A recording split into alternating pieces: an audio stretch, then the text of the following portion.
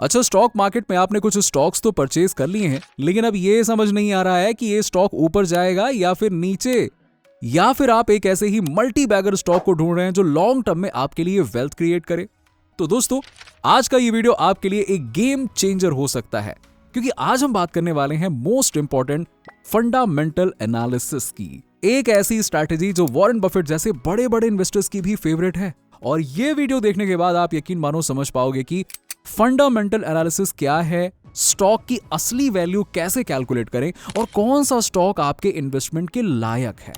तो वीडियो को पूरा एंड तक जरूर देखना, क्योंकि प्रॉपर नॉलेज के बिना इन्वेस्टिंग चाहे लॉन्ग टर्म हो या शॉर्ट टर्म, वो गैम्बलिंग ही बनेगा, सीधी बात है। तो आइए सबसे पहले फंडामेंटल एनालिसिस का मतलब सिंपल शब्दों में समझते हैं। देखिए, आप सोचिए कि आप एक मोबाइल फोन खरीद रहे हो, तो क्या सिर्फ आप उसका प्राइस देखकर ये डिसाइड करोगे कि हाँ ठीक है इसको खरीद लेता हूं, या फिर नहीं नहीं नहीं यार ये बहुत महंगा इसको नहीं खरीदता हूं, ऐसा होगा क्या? नहीं ना। आप उसके features, brand, durability, reviews check करते हो ना कि वो आपके लायक है कि या नहीं है, क्योंकि आपको पता करना है ना कि क्या वो फोन वैल्यू फॉर मनी है भी या नहीं है। वैसे ही फंडामेंटल एनालिसिस एक स्टॉक का वैल्यू फॉर मनी पता करने का प्रोसेस है। देखिए, इसमें हम कंपनी की फाइनेंशियल हेल्थ को समझते हैं, उसका बिजनेस मॉडल और मार्केट पोजीशन एनालाइज करते हैं और फ्यूचर ग्रोथ पोटेंशियल देखते हैं। देखिए, fundamental analysis long term investing का वो साइंस है जो आपको ये बताता है कि कौन सा स्टॉक हिडन जेम है और कौन सा स्टॉक सिर्फ हवाबाजी है। यस। तो चलिए अब डिटेल में समझते हैं कि फंडामेंटल एनालिसिस करते वक्त किन किन फैक्टर्स को कंसीडर करना चाहिए। Number 1, financial statements. देखिए, एक डॉक्टर जैसे पेशेंट की हेल्थ रिपोर्ट देखकर उसकी हेल्थ जानने की कोशिश करता है, वैसे ही एक इन्वेस्टर कंपनी के फाइनेंशियल स्टेटमेंट्स को देखकर उसकी फाइनेंशियल हेल्थ एसेस करता है। फाइनेंशियल स्टेटमेंट्स में 3 चीजें बहुत इंपॉर्टेंट होती हैं जो आपको जरूर देखनी चाहिए। पहला है इनकम स्टेटमेंट, दूसरा है बैलेंस शीट और तीसरा है कैश फ्लो स्टेटमेंट।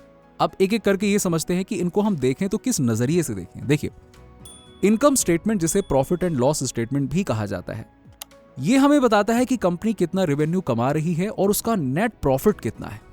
किसी भी कंपनी को सेलेक्ट करने से पहले ये चीज आपको जरूर देखनी चाहिए कि उस कंपनी का रेवेन्यू ग्रो हो रहा है या नहीं हो रहा है।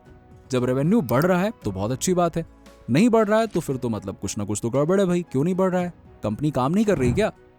जैसे कि यहाँ पे एग्जाम्पल से देखते हैं कि रिलायंस इंडस्ट्रीज का रेवेन्यू कंसिस्टेंटली ग्रो कर रहा है, जो इस बात का इंडिकेशन है कि कंपनी के ऑपरेशंस स्ट्रांग हैं और ये आगे भी ग्रो कर सकती है। लेकिन अगर किसी कंपनी का रेवेन्यू कंसिस्टेंटली डिक्लाइन कर रहा है तो ये रेड फ्लैग हो सकता है और आप उसे अवॉइड कर सकते हैं। जब कंपनी का रेवेन्यू गिर रहा है तो प्रॉफिट कहां से बनेगा? रेवेन्यू का मतलब होता है कि कितना माल गया और उससे कितना पैसा आया। तो जो पैसा आया वो टोटल पैसा कितना आया, वो अगर कम आ रहा है तो फिर प्रॉफिट कैसे बनेगा, लोगों की सैलरी कैसे जाएगी, बहुत सारी चीजों पे इंपैक्ट होता है। तो जब रेवेन्यू ही नहीं बढ़ रहा है तो मार्केट में कंपनी टिकेगी कैसे? उसके बाद आता है बैलेंस शीट। देखिए, बैलेंस शीट ये बताता है कि कंपनी के पास एसेट्स, मतलब जो चीजें उस कंपनी की हैं, और लायबिलिटी जो उस कंपनी ने उधार लिया है, उसका बैलेंस क्या है। एग्जाम्पल से समझते हैं। अगर एक कंपनी के पास हाई क्वालिटी एसेट्स हैं और लो डेट है तो वो फाइनेंशियली स्टेबल है। जैसे कि HDFC बैंक का बैलेंस शीट स्ट्रांग है, इसीलिए वो एक रिलायबल ऑप्शन हो सकता है इन्वेस्टिंग के लिए। और बैलेंस शीट हमें यह भी बताता है कि अगर आपके ऊपर लायबिलिटीज ज्यादा है तो आप भले ही कितना मार्केट में ग्रो कर रहे हो, आपका सारा पैसा तो लायबिलिटीज चुकाने में जा रहा है, तो फिर आप ग्रो कैसे करोगे? ये चीज भी हमें देखना होता है यहाँ पे। उसके बाद आता है कैश फ्लो स्टेटमेंट। देखिए, ये दिखाता है कि कंपनी के पास ऑपरेशन से या जो काम काज कंपनी कर रही है उससे कैश कितना जनरेट हो रहा है। पॉजिटिव कैश फ्लो का मतलब होता है कि कंपनी अपने सारे एक्सपेंसेस कवर करने के बाद भी प्रॉफिट में है, मतलब कि नेट प्रॉफिट में है। लेकिन अगर वही कैश फ्लो कंसिस्टेंटली नेगेटिव है तो वो कंपनी के सर्वाइवल पर एक बड़ा क्वेश्चन मार्क है और आप इस टाइप के स्टॉक से दूर रह सकते हैं। तो ये था फाइनेंशियल स्टेटमेंट्स। चलिए अब बात करते हैं रेशियो एनालिसिस की। देखिए, रेशियो से आपको कंपनी की परफॉर्मेंस को कंपेयर करना इजी हो जाता है।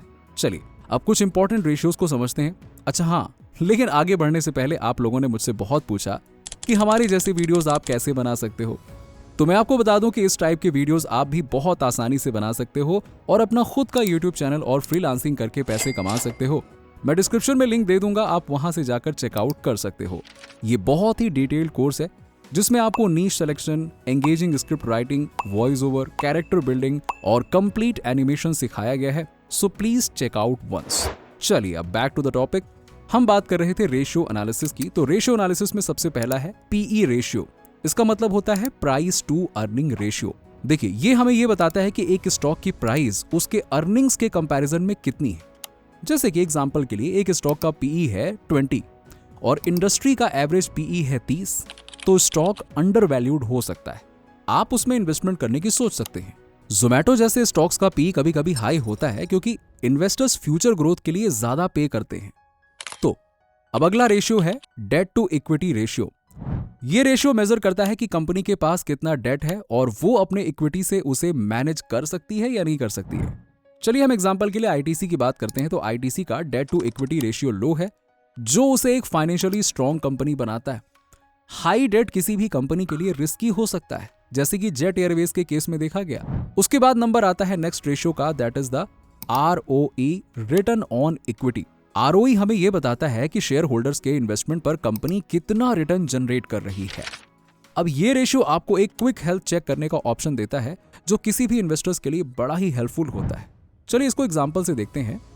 एशियन पेंट्स का आरओई कंसिस्टेंटली हाई है, जो उसकी एफिशिएंसी और प्रॉफिटेबिलिटी का इंडिकेटर है, और आप इसका रिजल्ट इसके चार्ट पर भी देख सकते हैं। देखिए कितना बढ़िया चार्ट है इसका। चलिए अब रेशियो एनालिसिस के बाद नंबर आता है मैनेजमेंट और लीडरशिप की। अच्छा ये बताइए कि क्या आप एक ऐसी ट्रेन में बैठोगे जिसका ड्राइवर अनएक्सपीरियंस्ड हो? बिल्कुल भी नहीं ना, राइट? वैसे ही एक कंपनी का मैनेजमेंट और लीडरशिप उसकी ग्रोथ और स्टेबिलिटी के लिए बहुत ही इंपॉर्टेंट है। अब सवाल ये आएगा कि आखिरकार लीडरशिप में क्या देखना चाहिए, कैसे पहचाने हम? देखिए, आप मैनेजमेंट का experience, past performance, future vision और स्ट्रैटेजी देख सकते हैं। जैसे कि टाटा ग्रुप का लीडरशिप स्ट्रक्चर बहुत स्ट्रांग है, जो उसकी कंपनीज को कंसिस्टेंट ग्रोथ प्रोवाइड करता है। वहीं अगर मैनेजमेंट में इंस्टेबिलिटी हो, जैसे कि आपने देखा यस बैंक के केस में हुआ, तो ऐसे में कंपनी के प्रोस्पेक्ट्स खत्म हो सकते हैं। एक स्ट्रांग लीडरशिप एक एवरेज कंपनी को भी लीडर बना सकती है। चलिए अब नेक्स्ट आता है मार्केट पोजीशन। इसका मतलब है how competitive is the company. एक कंपनी की मार्केट पोजीशन उसकी लॉन्ग टर्म सक्सेस का फाउंडेशन है। अब आपके दिमाग में ये सवाल आएगा कि आखिर इसमें हम क्या एनालाइज करें। देखिए, मैं आपको बता दूं कि आप चेक कर सकते हैं यहाँ पे कि क्या जिस कंपनी में आप इन्वेस्ट करने वाले हैं वो कंपनी अपनी इंडस्ट्री में लीडर है या नहीं है, उसके प्रोडक्ट्स या सर्विसेज कॉम्पिटिटर से कितने अलग हैं, उसमें क्या यूएसपी है, किस बेसिस पे वो मार्केट में लीड कर रहे हैं। उन सब से आप उसका मार्केट पोजीशन चेक कर सकते हैं। एग्जाम्पल के लिए मारुति सुजुकी अपने सेक्टर में लीडर है और उसका मार्केट शेयर कंसिस्टेंटली हाई है। इसका मतलब है कि उसका ब्रांड, लीडरशिप, मैनेजमेंट और डिस्ट्रीब्यूशन नेटवर्क स्ट्रांग है। वहीं अगर एक company consistently market share lose कर रही है तो वो रिस्की इन्वेस्टमेंट हो सकता है और उस कंपनी से आप दूर रह सकते हैं। बेसिकली फंडामेंटल एनालिसिस का ये फैक्टर्स आपको एक डिटेल्ड पिक्चर देता है कि कंपनी में इन्वेस्ट करना वर्थ है या नहीं। वैसे तो और भी बहुत से पैरामीटर्स होते हैं जिसे आप देख सकते हो और अपना इन्वेस्टमेंट डिसीजन ले सकते हो। अगर आप इन सब चीजों को सिस्टमैटिकली एनालाइज करते हो तो आप लॉन्ग टर्म में प्रॉफिटेबल इन्वेस्टमेंट्स कर सकते हैं। तो दोस्तों, ओवरऑल आज हमने डिटेल में समझा कि फंडामेंटल एनालिसिस क्या है, कौन से फैक्टर्स इंपॉर्टेंट हैं और कैसे आप एक सॉलिड इन्वेस्टमेंट डिसीजन ले सकते हो। डिसीजन आप ले सकते हो अपने नॉलेज और एनालिसिस के दम पे। तो इसीलिए याद रखिएगा, स्टॉक मार्केट एक जगह है जहां पेशेंस और नॉलेज आपका सबसे बड़ा एसेट है। अगर ये वीडियो आपको वैल्यूएबल लगा हो तो एक लाइक जरूर करें और अपने दोस्तों के साथ में शेयर करें जो स्टॉक मार्केट के बिगिनर्स हैं। चैनल को सब्सक्राइब करना मत भूलिएगा, क्योंकि हम ऐसे ही इंफॉर्मेटिव और प्रैक्टिकल फाइनेंस रिलेटेड वीडियोस लाते रहेंगे। आपको किसी स्पेसिफिक टॉपिक पर वीडियो चाहिए तो नीचे कमेंट्स में लिखना ना भूलें। मिलते हैं आपसे अगले वीडियो में, तब तक के लिए हैप्पी इन्वेस्टिंग।